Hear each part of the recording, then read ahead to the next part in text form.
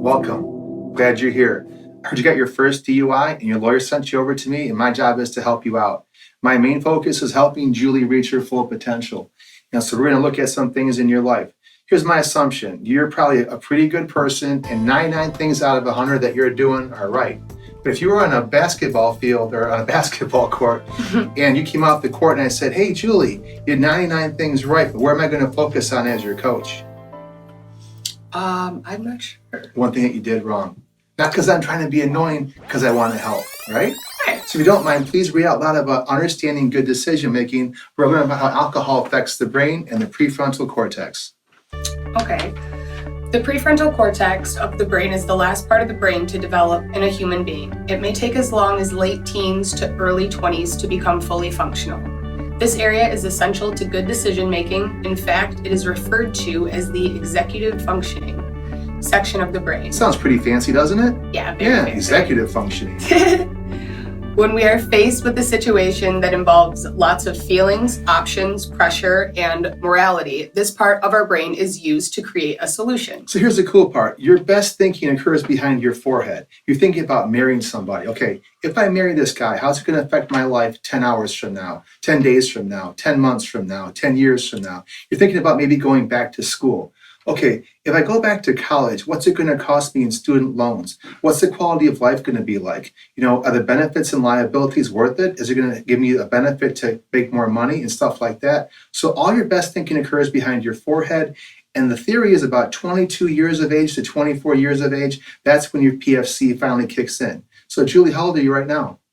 24. 24. So guess what? Your best thinking is ahead of you, not behind you. Isn't that cool? It's awesome. All right, please go ahead. As we use alcohol and drugs, this part of our brain becomes unusable. Oh, is that even a word? Unusable? I don't know. You look it up. Let's go with it, right? Yeah. Cool. And other parts of our brain take over. Alcohol and drugs prevent the prefrontal cortex from doing its job. Therefore, our parts of the brain take over to keep us conscious and aware. Instead of responding to a situation by using our prefrontal cortex, we react to a situation using our reptilian brain. Oh my God, you see those three different colors in that diagram down there? You see the red, the yellow, and the green. The red portion there is the reptile brain. That's the most primitive and unsophisticated. The yellow portion there is the limbic system, also known as the mammal brain or the dog brain. The green portion in the diagram is the neocortex. That's the most sophisticated part of your mind. That's where your PFC is located at. So if you don't mind, please read out loud about the reptile brain in the text box. Okay.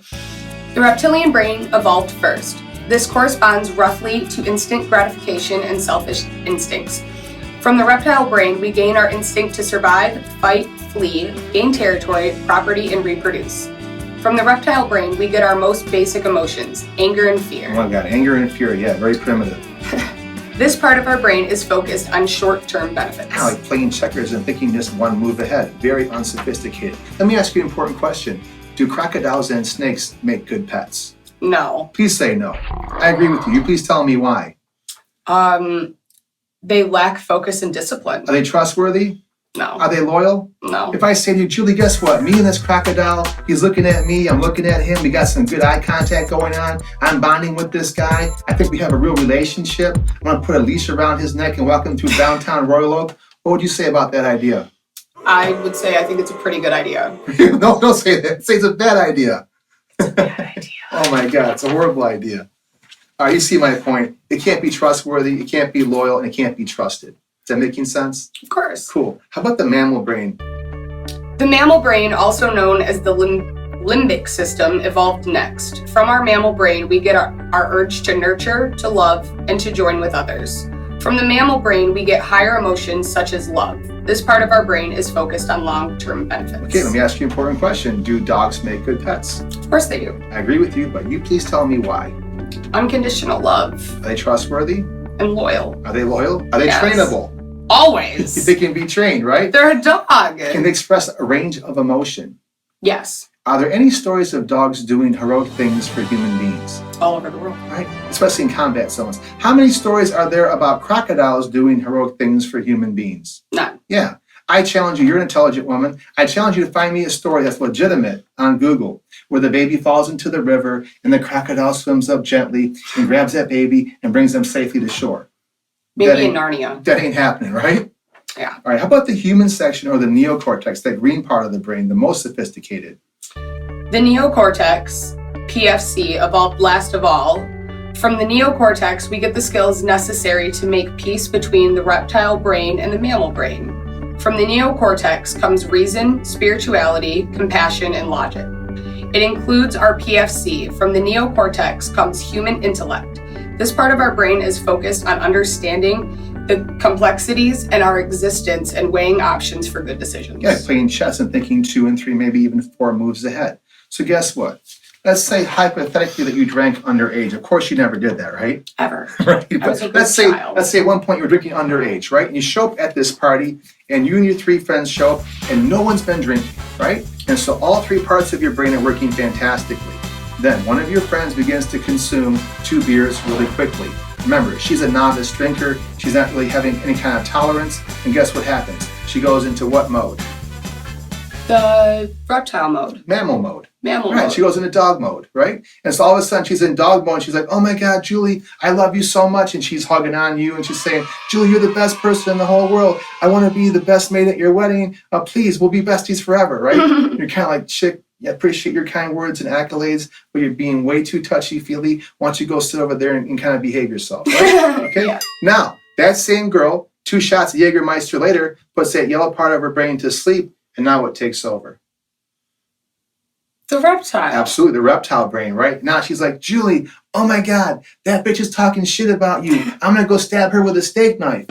And you're going to say, no, you're not. The alcohol is affecting your brain. You're going to sit over here and behave yourself. You are now in reptile mode.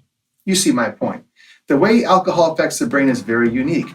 Alcohol and violence go hand in hand. When people consume alcohol, they misperceive aggression cues. So what does that mean? That means that right now you and I are completely sober, right? If I was to walk around this table and step on your toe, I'd say, oh my God, Julie, I'm very sorry. I'd shake your hand, I'd look you right in the eyes, and I would apologize, right? Right. But let's imagine the same scenario, and we're in a bar, you're drinking, I'm drinking, I don't know you, people are gathered around, I might step on your toe, you might actually believe that we are now in combat, right? You know what I'm saying? You're gonna fight for your life. Yeah. So alcohol and aggression go hand in hand more than any other drug. Look, nobody smokes marijuana and gets into a fist fight. Let's be honest about this. But alcohol and aggression, they go hand in hand, especially domestic violence.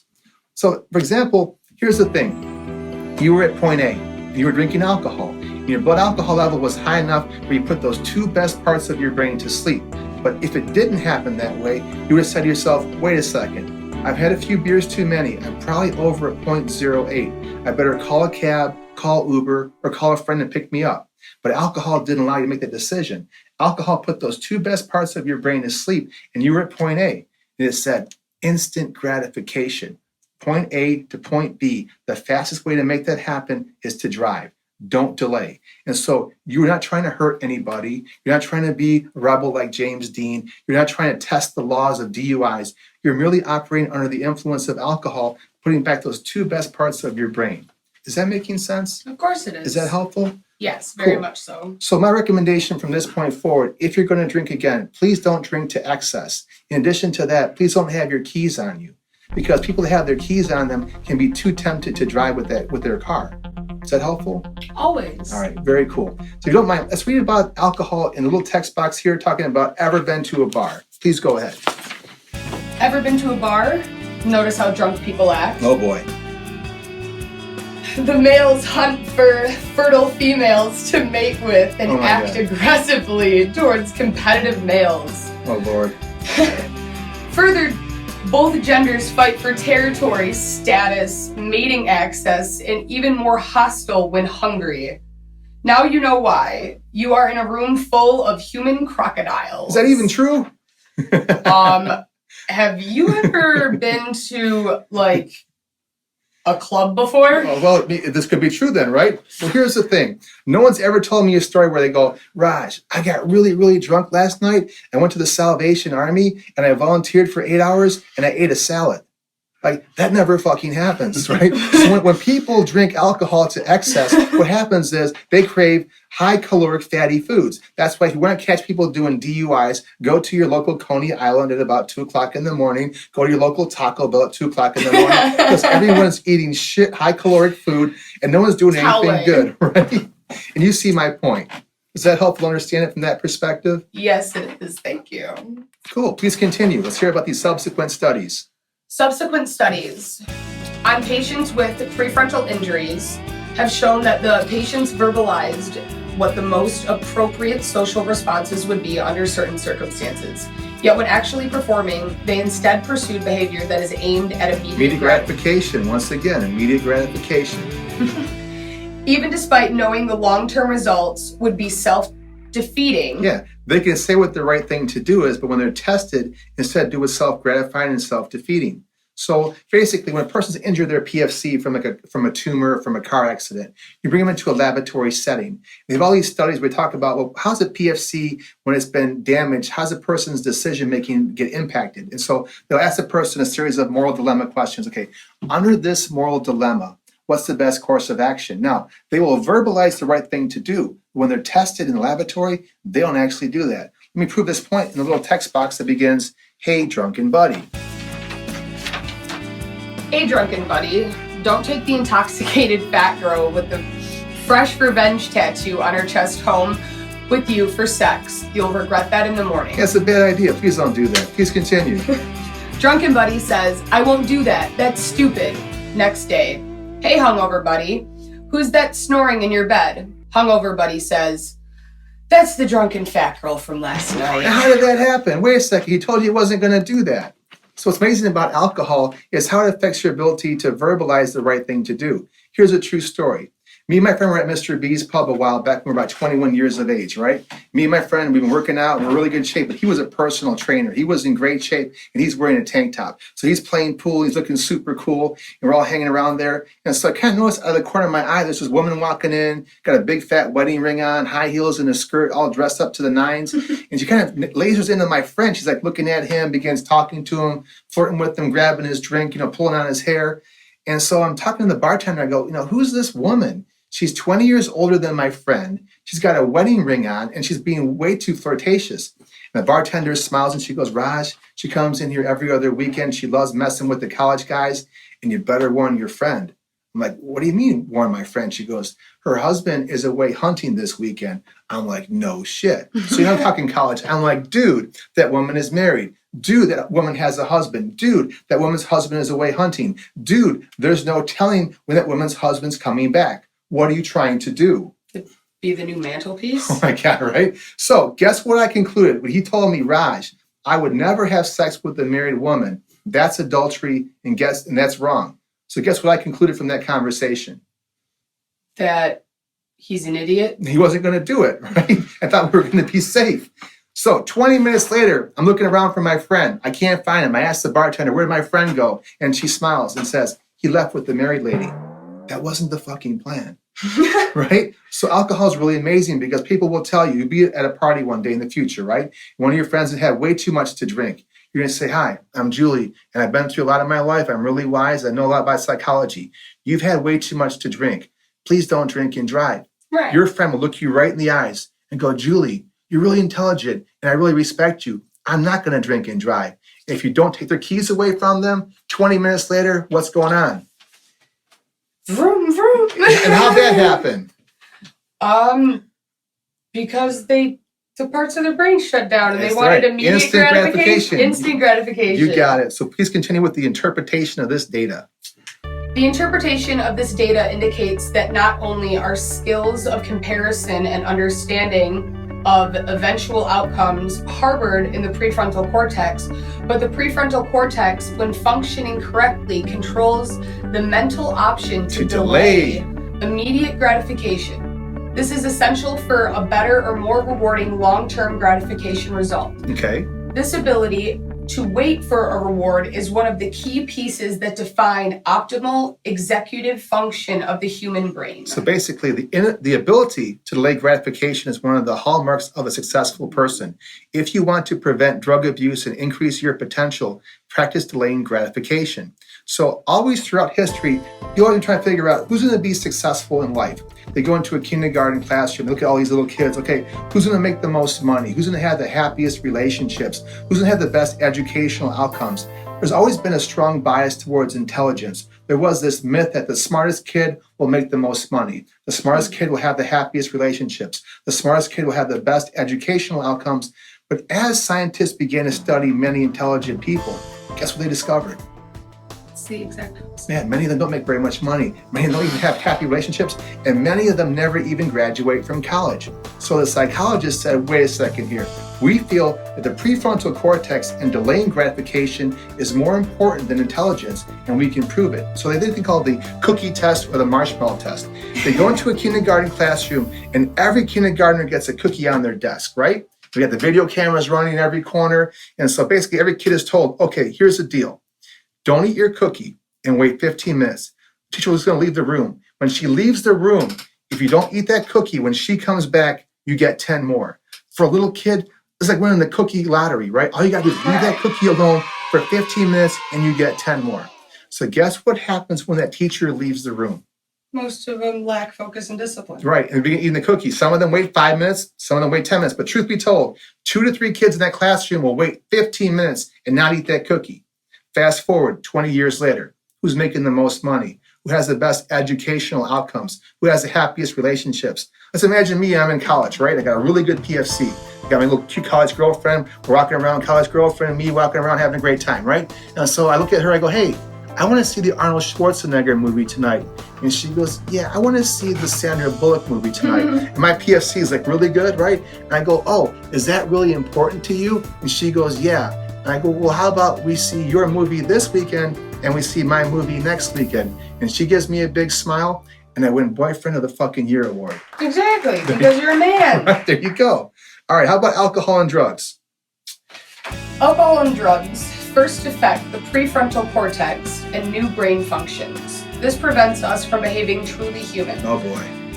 Instead, we end up behaving like a reptile, motivated by fear, anger, and immediate gratification. This is only when we stop using drugs that our brain can begin to heal and we can start to act and feel human again. So here's the good news. If you have any friends that are abusing drugs and alcohol, if your friends leave drugs and alcohol alone for 18 months, their brain scans go back to normal. And that's really good. The brain has a really good ability to heal. And for most people, their brain scans will be normal in 18 months. All right, please continue. The PFC acts as the CEO of the brain, controlling planning, working memory, organization, and modulating mode. Yeah, that's neat, isn't it? Modulating mood. Modulating mood. As the prefrontal cortex matures, teenagers can reason better, develop more control over impulses, and make better decisions for long-term outcomes. That sounds good. It does. In fact, this part of the brain has been dubbed. Dubbed it or just dubbed? Dubbed or dubbed-ed? Let's go with dubbed. Dubbed. The area of sober second thought. Some people say that we stop maturing at the age we begin using drugs. That sounds bad. It does. If you begin smoking weed at 15, emotionally you are fossilized. Fossilized. You are stuck. You are a dinosaur. 30 years old physically, you're emotionally 15. The reason? Indeed, the simple fact that using drugs stops people from utilizing their PFC. The good news is that if you stop getting high, you can begin to stimulate the PFC back into operation. People that stay sober feel then they begin to grow emotionally and spiritually. That's deep. But people that stay sober will feel, and then they can begin to grow emotionally and spiritually. I worked at Brighton Hospital for about 4 years. If we can go to Brighton Hospital right now, I can bring you into the group room. It's like half women and half men. And so I'll say, okay, here's the deal, Julie. Go talk to that woman over there. You know, her name is Michelle, right? Talk to her for about half an hour, get to know her, ask her about her plans for the future, ask her about her family. And so here's what probably would happen. You talk to her for a while and say, hey, Julie, come on over here. What's your opinion of that woman? And you go like, Raj, I know she's 30 years old, but honestly, she is like so fucking immature. Like talking to a 15-year-old. And I say, Julie, guess when she began smoking pot every day? 15. Abusing drugs and alcohol at a young age oftentimes will fossilize a person's emotional development. But the good news, if you leave drugs and alcohol alone, the PFC kicks back in, and all of a sudden it can begin to actually mature again. The theory is if you walked into the woods for a year, and you had to get out of the woods, how long does it take you to get out of the woods? About a year. That just confused me. Right. I was like, So, wait, what? If you walk backwards for about a year into the woods and your goal is to get out of the woods, how do you make that happen? By walking in the other direction for Right. 1 year. Right. It takes time to heal. Yeah, exactly. Well, I want to thank you for being here. My theory is a humble woman never gets humiliated. As long as you learn from your DUI and you're humble and basically become more grateful, more appreciative of your freedom, this will never happen again. I never thought about it like that. Thank you. Thanks for being here. Of course.